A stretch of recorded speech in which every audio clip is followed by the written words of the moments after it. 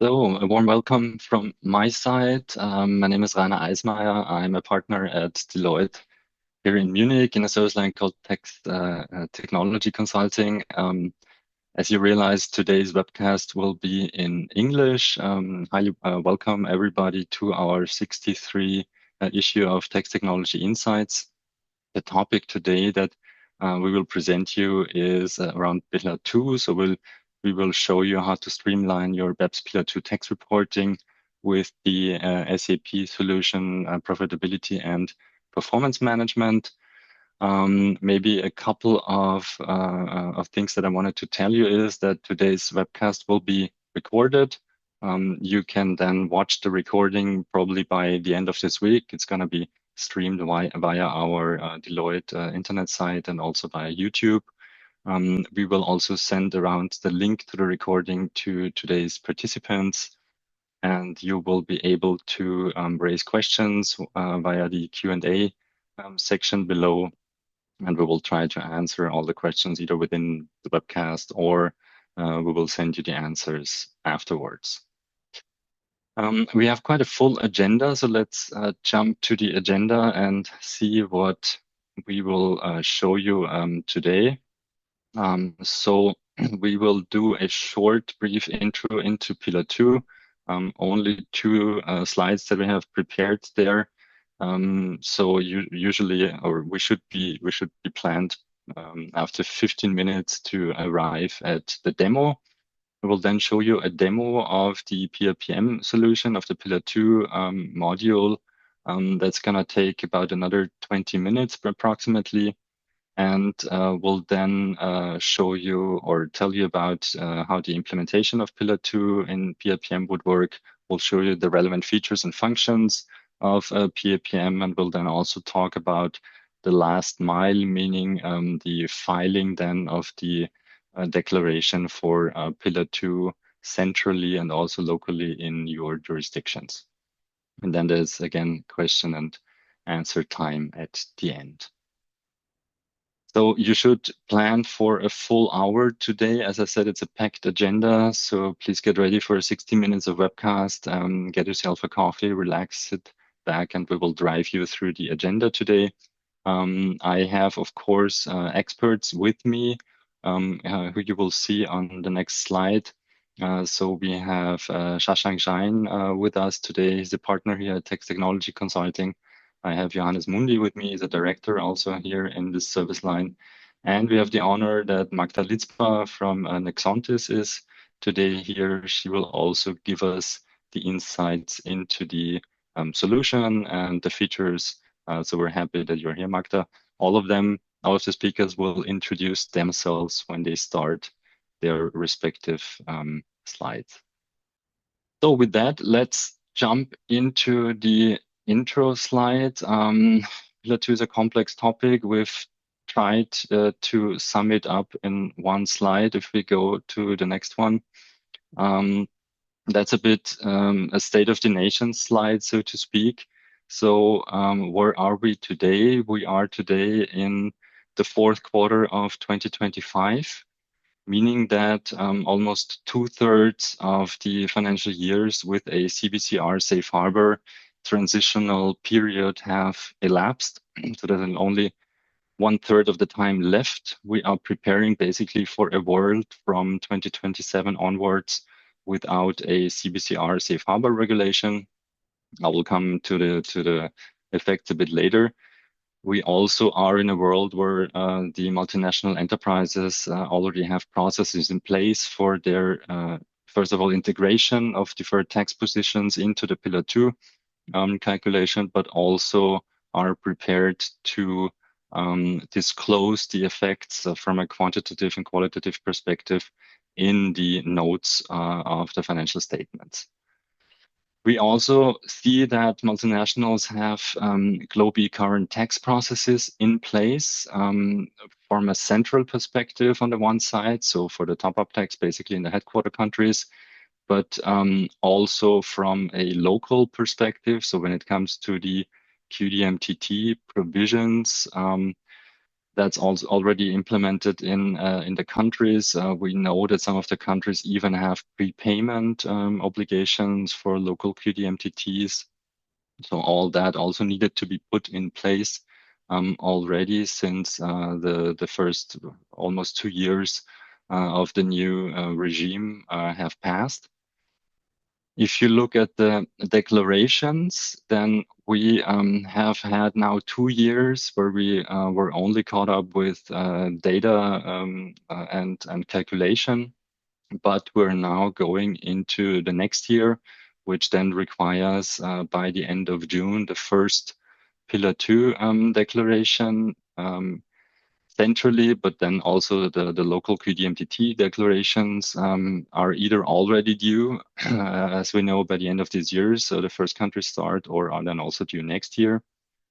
And we need to be aware that if you are really using the deadline 30th of June 2026 for your declarations, then you only have a shortened 9-month period until the next declaration then is due. So the 2025 declarations are due by 31st of March 2027. So please account for this shortened period for the following declaration then.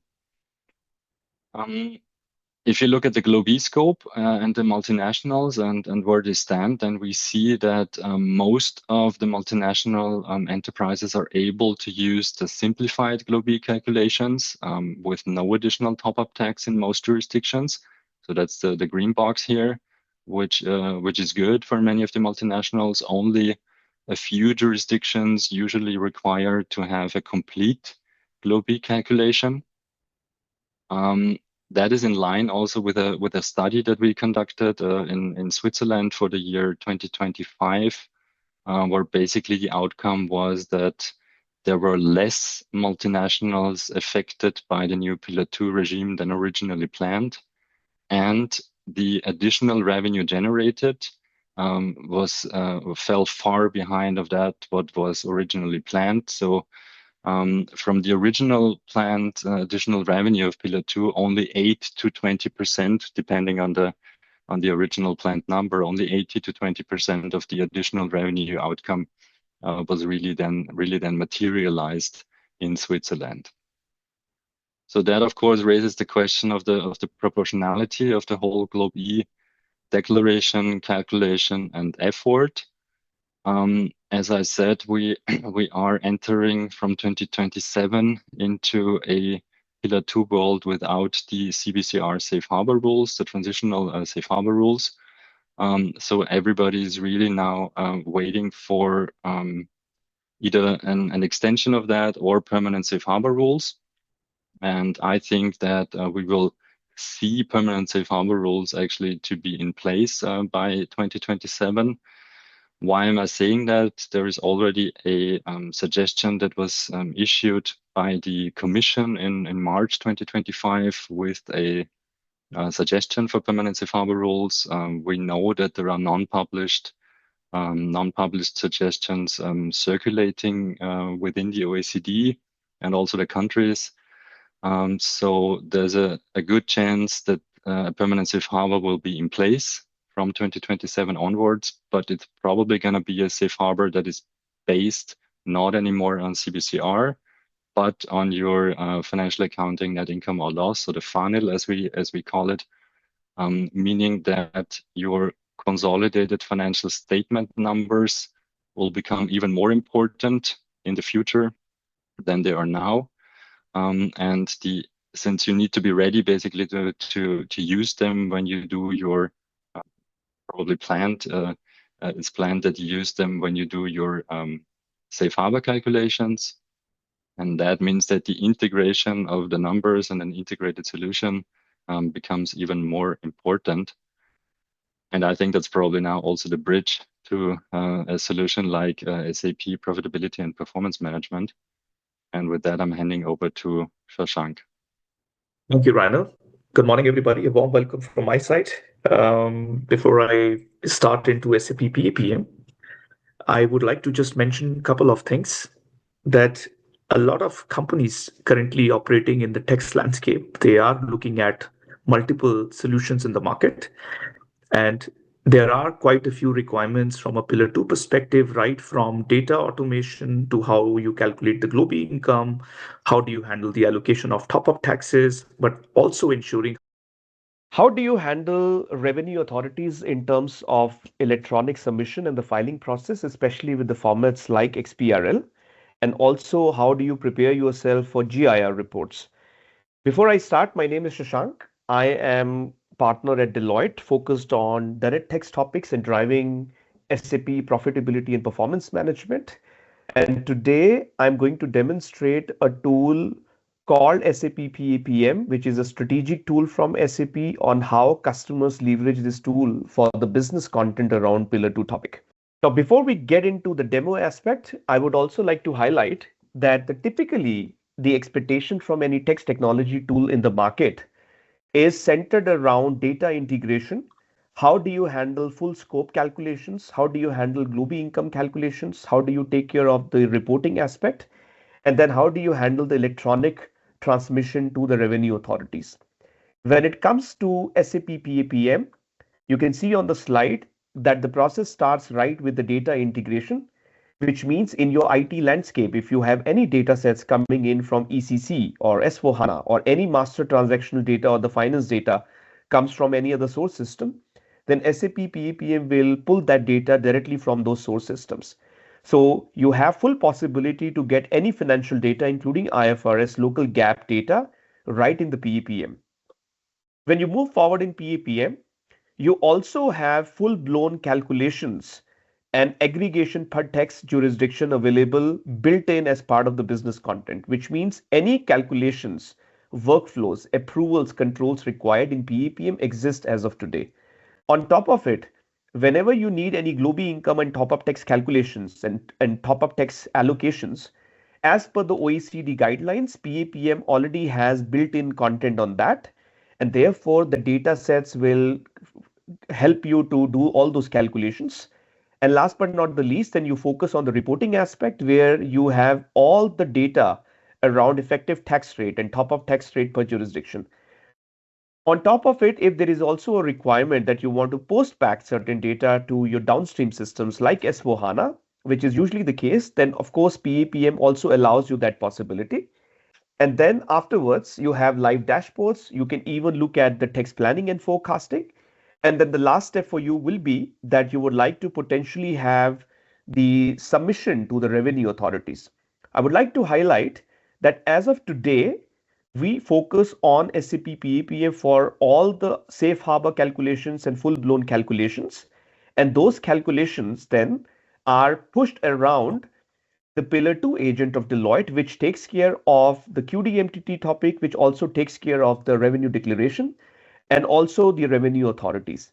And my colleague will demonstrate you afterwards how that link to SAP PAPM is also leveraged and can be leveraged by customers for end-to-end Pillar 2 governance process in place.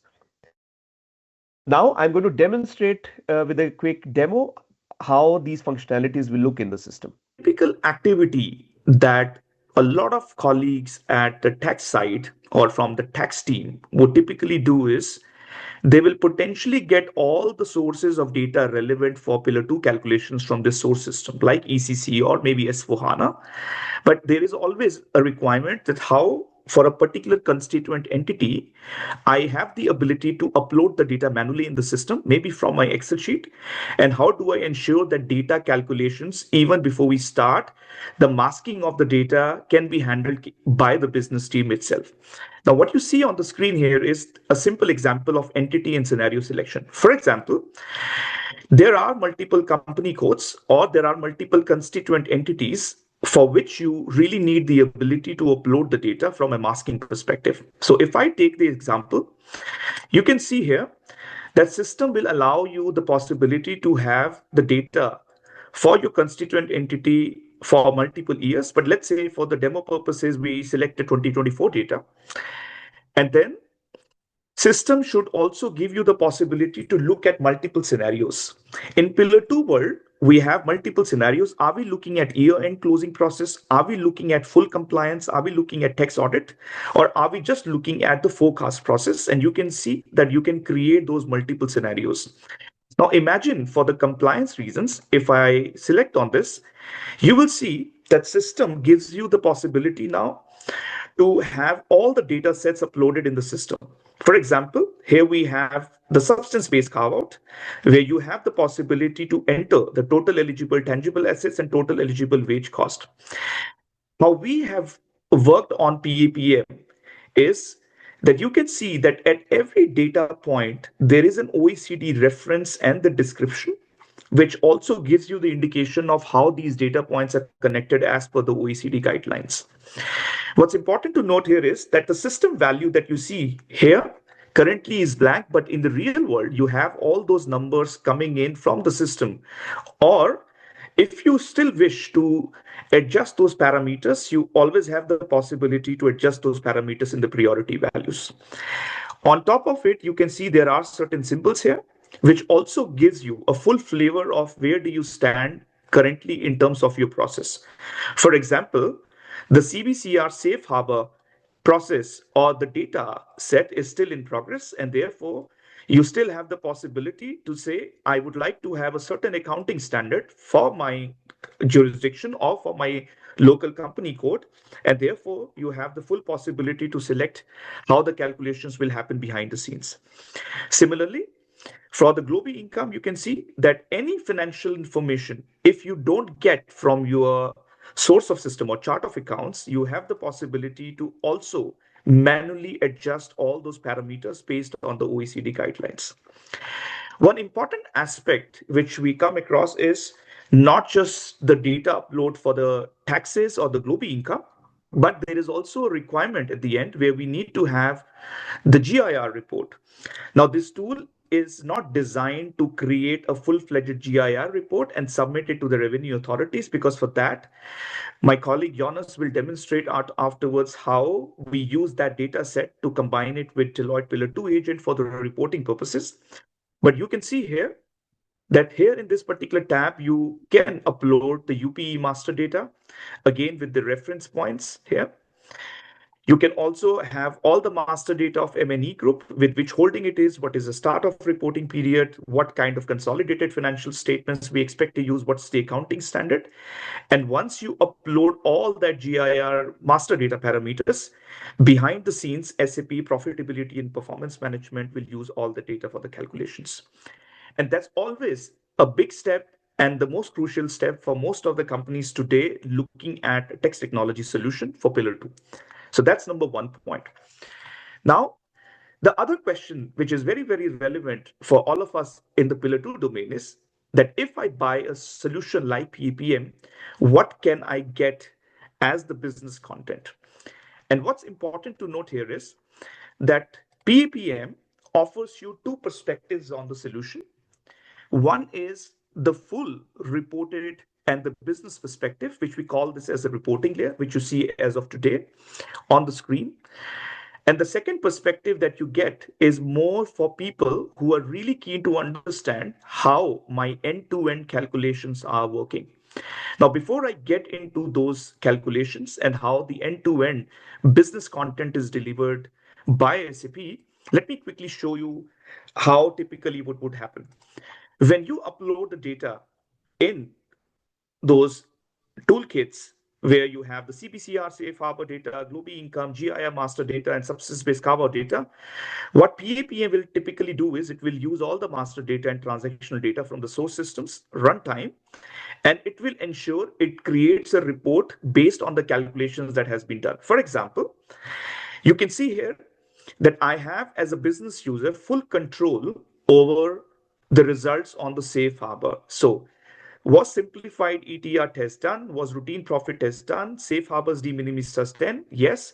How many of the entities have passed that test? How many entities didn't pass that test?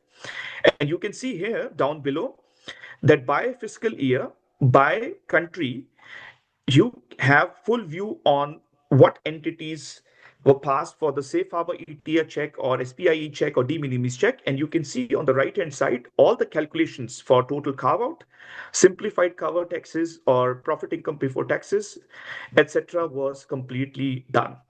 So as a business user, you have full control to download that information and analyze it further. That's number one. The other important point here is that it is also a common requirement that we would potentially like to have the traceability and even drill down capabilities on certain data sets. For example, if I am quite keen to understand how the system has calculated the IIR effective tax rate percentage or the threshold value, at any given point of time, I can analyze my data with the help of several filters here. For example, here I have income tax, I have fiscal year, I have the country, I have the run scenarios, I have the company codes, I have the group currency. And at any given point of time, I have the full flexibility to analyze my results based on certain parameters, which you see here. System also by defaults make sure that you have all the data on the top up tax reporting. For example, if I would like to analyze how my excess profit has been calculated or how my net global income has been calculated or jurisdiction top up tax, you have all that information under one umbrella.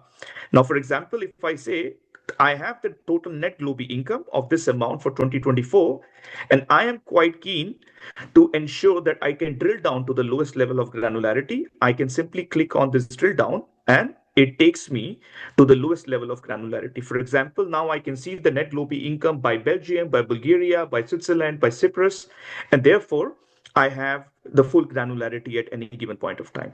So that's the second aspect of the reporting. And last but not the least, from the reporting perspective, a lot of business users also want to ensure that they can view the information in the right format. And you can see here that this KPI dashboard gives you the profitability of all the KPIs at the group level, which means for what fiscal year, what constituent entities within the M&E group were in the scope, was my M&E subjected to Pillar 2 regulation? How am I going to manage my profitability analysis? What calculations have been done for total carve out, qualified domestic top up tax, or even net global income? And you can see that the same logic applies here. You have all the data, and at any given point of time, you can just drill down to the lowest level of granularity and analyze the data as well. And this is how SAP handles for the business users the whole calculation from a reporting perspective. What also needs to be mentioned is that SAP, as per the OECD guidelines, has been updating regularly a lot of business content on BEPS Pillar 2.0.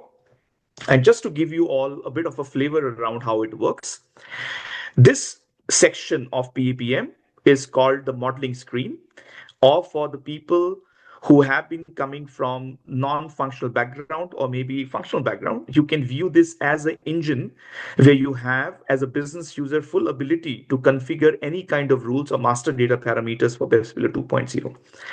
Now, to give you all a simple example, if somebody asks me how SAP PAPM ensures that the BEPS Pillar 2.0 process is fully inbuilt in PAPM, I always show them this example as this is the most easiest to understand. We all understand that the starting point for Pillar 2 is always with what constituent entities are within the scope, how do we handle the global income calculations, how do we handle the covered taxes, and how do we handle the effective top-up tax rate, and then even going further into the direction of IIR and UTPR. Now, this process flow gives you a full-blown overview of what data sets are going to be integrated. So you can see here that on the left-hand side, we have all the control for the business users to update the substance-based carve-outs. You have the possibility to configure company settings. Will it be a constituent entity? Will it be a different kind of an entity? What jurisdictions we are talking about? How do you map your financial statements and positions, which is a very common question that we get. How do we map your company's financial statements and position in the tool? All these parameters give you the flexibility to ensure that the data in your local landscape is considered. Then it moves forward, and you can see here that here we have the global income calculations.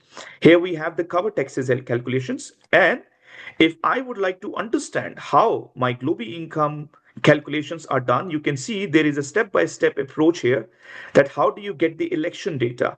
How do you ensure that you filter out any excluded entities from the de minimis election? And how do you aggregate those results for the global income? Now, for the purpose of session, I'm not going to get into too many details here as it may be too technical for some of the colleagues, but I wanted to show the power of PAPM here, that if you ever would be interested in knowing how the calculations are happening at every step, and also you would like to analyze any data sets at any given point of time, you can see here that here we have the inline data preview. And at any given point of time, you have the possibility to visualize all the data and how those calculations are happening. Now, when you view all the data, you have the traceability at every given point of time. The other feature, which is very, very significant, is when we have the requirement of how can we ensure that if you are a large MNE with multiple jurisdictions, you would like to have the traceability and the audit control capabilities. You can see here, this tool really gives you a lot of advantage. For example, at this point of time, the carve-out ratio is 9.8% for fiscal year 2024. And at any given point of time, you can see here on the right-hand side, I have the full-blown possibility of checking what changes were done by a certain user in the system. Was it a update change? What fiscal year was used to change the value? And you can see that we have the full traceability by all the users across the board in the system itself. Now, going back to one other important point, that typically all these calculations that you see today in the system are part of SAP PAPM business content, which means moving forward, the SAP will ensure that any changes that are required on that particular model is completely taken care of without too much investments on your side.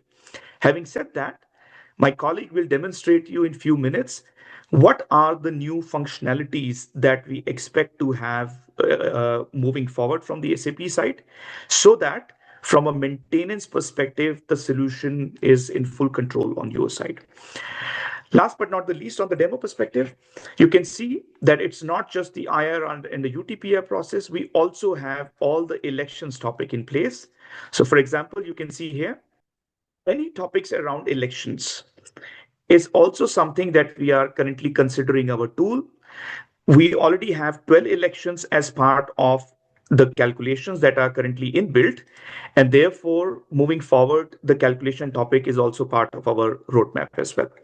Now, in simple terms, if I have to tell all of you what does this tool offer from a benefits perspective, the tool offers you the business content around Pillar 2, which can also be integrated very easily with your IT landscape in terms of the data integration. And the other important point is for the business users, the full flexibility and control over the application from the business perspective.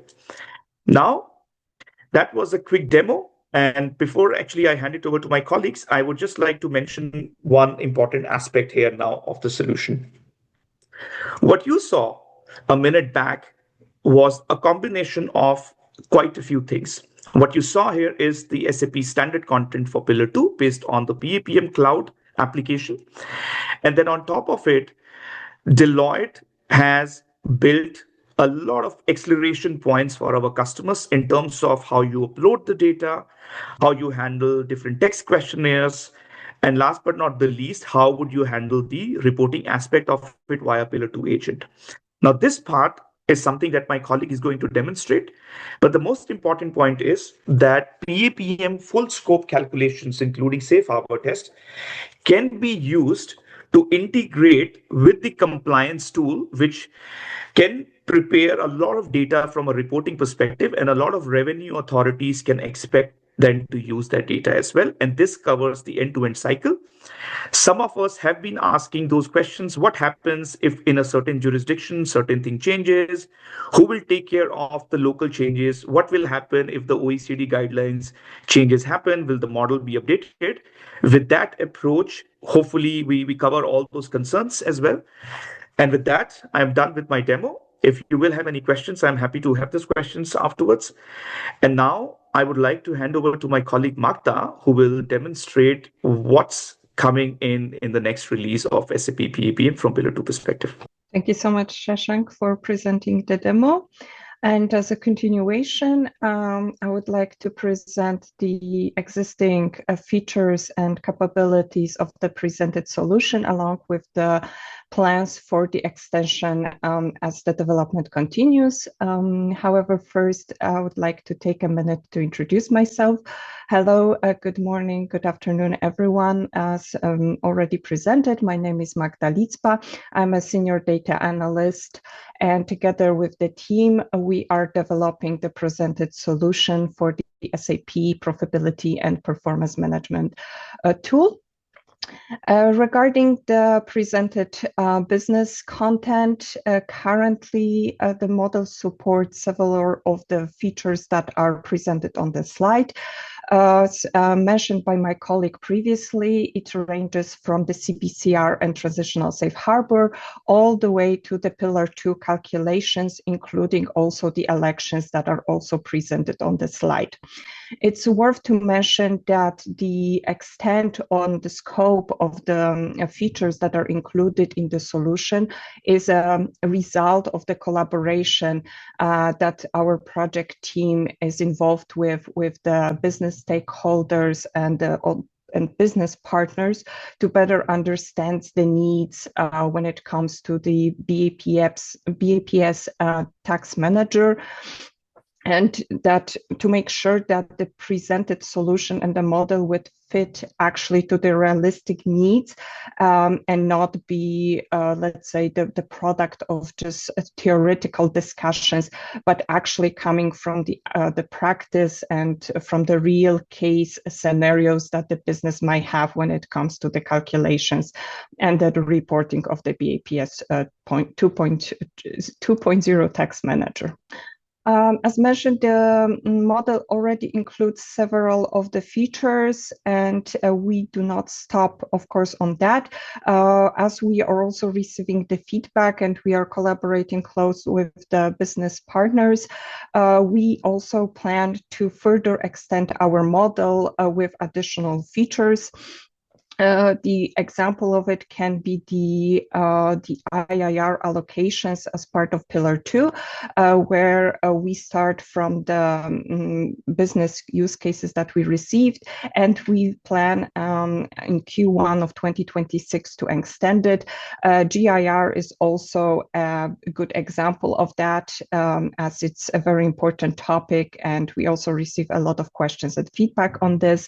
And as we proceed with our collaborations, we are also getting more ideas on how to enable more flexibility and even some customization on the client side here. If anyone would be interested in no more details, of course, we can also have a follow-up discussion on that at the end of the session. Last but not least, the mentioned list of the elections. This is also quite important when it comes to Pillar 2 calculations. Therefore, our focus is definitely on keep providing more of the elections that might be important to be applied when it comes to the calculations.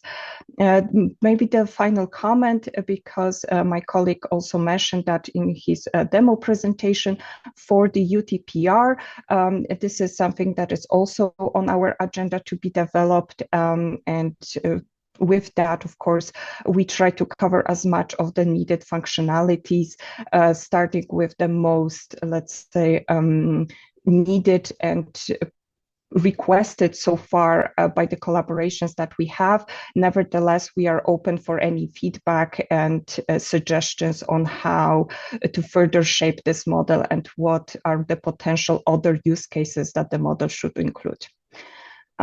Thank you, everyone. I will stop here, and Johannes, back to you. So thank you very much for these great insights into SAP's Pillar 2 model for PAPM and the upcoming developments for the next year. But now, as we have seen how Pillar 2 requirements are being reflected in the SAP PAPM model for Pillar 2 and the necessary calculations are being performed, it's now time to take a look at the so-called last mile. From a timing perspective, we are now beyond the year-end closing, so all Pillar 2 relevant data have been comprehensively collected. The minimum tax calculations have been performed in the PAPM solution, and the report for the Globe Information Return Data provision has been issued. Now, the task is to prepare and technically submit the Globe Information Return as well as the QDMTT returns. There are some challenges waiting for us. So first of all, preparing QDMTT returns, as national or local specifics must be taken into account, both from a technical perspective and also with respect to the electronic submission of the declaration at the end. A second topic is to subsequently keeping track of the QDMTT reporting status. Deloitte relies on the Pillar 2 agent, which is a web browser-based platform developed by Deloitte for the use of Deloitte teams, but with the ability to grant access to our clients. Primarily, the Pillar 2 agent serves to meet national reporting requirements and submit declarations or Globe Information Returns, QDMTT returns, to the local tax authorities. This tool also enables Deloitte teams to easily import the data packages from, for instance, PAPM, with intelligent mapping functions and, based on that foundation, prepare and submit the corresponding local reports. Besides that, clients can also monitor the Pillar 2 compliance status in detail at any time throughout the tool. But let's have a deeper look into the Pillar 2 agent, and let's jump into the solution for a quick demo. So having collected all relevant data and also having performed the Pillar 2 calculations in PAPM, the data now can be uploaded into the Pillar 2 agent. As we can see here, the Pillar 2 agent provides multiple standardized upload templates for master data, financial data, as well as election information. These templates can be used to directly provide necessary data pre-populated, but besides that, data provided in client-specific reports or packages can be mapped to these templates or the upload solution afterwards and then uploaded subsequently. Jumping into the upload data functionality, we can see that for Globe Income and current tax data, the import functionality provides the option to upload data column-based, but also row-based, which makes it extremely easy to adapt client-specific report structures. The Pillar 2 agent is able to handle XLSX, XLSM, and also CSV files as formats for the upload. Having selected the data target to be imported, in this specific scenario, Globe Income and current taxes in a column-based scheme, we now can proceed to the next step by clicking Confirm. After selecting the source file, the already mentioned data mapping takes place. For demo purposes, the uploaded data has already been performed. But sometimes it might be necessary to have a data transformation at first, especially when not delivering data in the standardized upload templates. This step can be selected up here, but as we have prepared a specific set that is already in the structure needed by the Pillar 2 agent, we will jump to the next step right away. In column mapping, the second step of the upload, we now can jump into the review column mapping pane, which opens up the functionality and shows all source columns, the data that has been provided, as well as the target fields, entities for Globe Income and covered taxes in this case. The source columns can be auto-mapped or manually mapped to the specific positions. By clicking OK, we then will be able to just jump to the next step, and which is the last step for the import, the configure options. Especially in cases where we have already uploaded specific data sets, we now can choose whether we overlay or override the data that is already in the system. Overlay would mean that only values that have varied or have blanks that have now been filled are being changed, but the overall structure remains the same. Override would do the very opposite of it. It would directly override the uploaded data so far. We will choose here overlay, just for demo purposes, present import. And now the import is taking place. You are able to see it here. It is in progress. And after the data upload has been performed, the system notifies that the data import was successful. In this case here, as completed with warnings. Why warnings? Because we have uploaded this file already before for demo purposes. So there's the link to this status. In a nutshell, the Deloitte Pillar 2 agent enables our clients and us to take the necessary steps on the way to the last mile of Pillar 2 reporting, especially with respect to global information return and QDMTT notifications. But so much from my side. Back to Rainer for wrapping up. Thank you very much, Johannes. Yeah, maybe to put that also into perspective. So the last mile that Johannes just showed actually covers one of the major issue that our clients have. So the idea of this is really that this is an end-to-end workflow. So you have your SAP PAPM tool for Pillar 2. That's basically where you do all your data wrangling and all your calculations, as Shashank actually showed it in the demo. And then basically the question is, how do you get this data now to the authorities in your headquarter country, but also in your jurisdictions? And that's a problem that where the vendors basically struggle, which I can understand, because their core business is actually to make very good tools to calculate the Pillar 2 taxes, but not so much to build the last mile to the authorities. And that's basically where we stepped in as Deloitte. And as you just saw from Johannes, basically we have not just created an upload sheet to then file to the authorities, but it basically builds up also the processes in order to validate the data. When it comes from PAPM into our Pillar 2 agent, what we then can do is we can run through a full cycle of validation, of discussion with the client based on your SAP PAPM figures, and then with the filing of the data in the respective countries. So all our country teams basically have access to our Deloitte tool, which is then used in a global outsourcing agreement. Basically, when we Deloitte would file your country QDMTTs and your global information return and the declaration.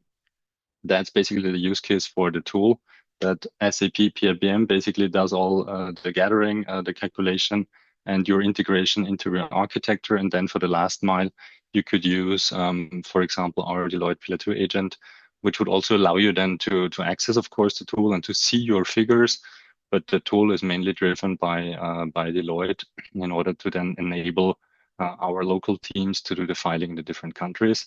And there was also a question, yes, there is a possibility to explain adjustments made, but the explanation of your adjustments should actually be done in your original tool, meaning in SAP PAPM. That's why you should basically document also for your own purposes, for your documentation purposes, all your adjustments, because if you have a tax audit later on, then that's the tool that you probably will rely on in order to explain all the adjustments.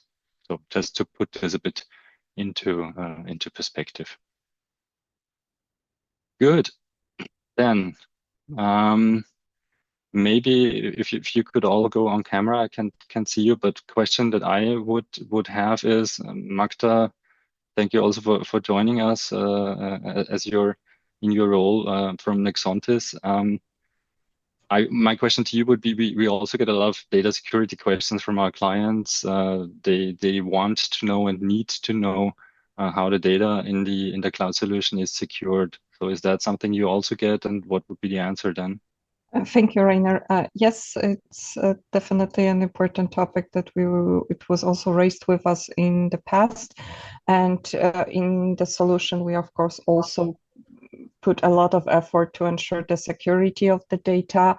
Also, when it comes to the distribution of the data, making sure that only the proper users have access to the specific want to go to details, just wanted to mention that there are options to limit the access for specific groups of the users, and also to limit completely the visibility, for example, to only particular countries, so that the data is protected and there is a full ability to configure and set the control of the data for specific teams, so that only proper access is granted. Mm-hmm. Do you get usually also feedback from the tax people, or is it more the IT that you're then dealing with? Both, actually both. So from the technical side, of course, it's IT teams, but also the tax experts are asking on how also to parallel their work. It's also raised with us. Mm-hmm. Mm-hmm. Okay, thanks very much. And then maybe a last question to Shashank. So from a timing perspective, what would I need to expect as a client when I look at SAP PAPM for Pillar 2? So I think the most important question and the most difficult question, no simple answer to this question, depends on customers' IT landscape. But what customers have been telling us that using SAP PPM with the business content that is currently provided, it could take somewhere between 6 to 8 months from the calculations perspective. Of course, this is a very high level indication, as it will depend on your IT architecture, how you want to govern the process, but it's still a very lean project with SAP PPM for Pillar 2. Yeah, I mean, telling from experience, that's even on the lower end of the Pillar 2 implementations that we have seen the last 2.5 years. So yeah, it's probably as you would expect from an IT project, the time that you need. Mm-hmm. Thank you for that. Good. That brings us to the end of today's webcast. Maybe one hint for the next one. I'm going to do this in German. So nächster Webcast, 21. Oktober. Da sprechen wir über die Digitalisierung von Strom- und Energiesteuerprozessen mit No-Code, Low-Code und auch Dashboarding-Applikationen. Würde mich freuen, wenn Sie wieder mit dabei sind. Thank you very much to the presenters today. I hope you all enjoyed the webcast, and see you next time. Thanks very much. Bye-bye. Thank you.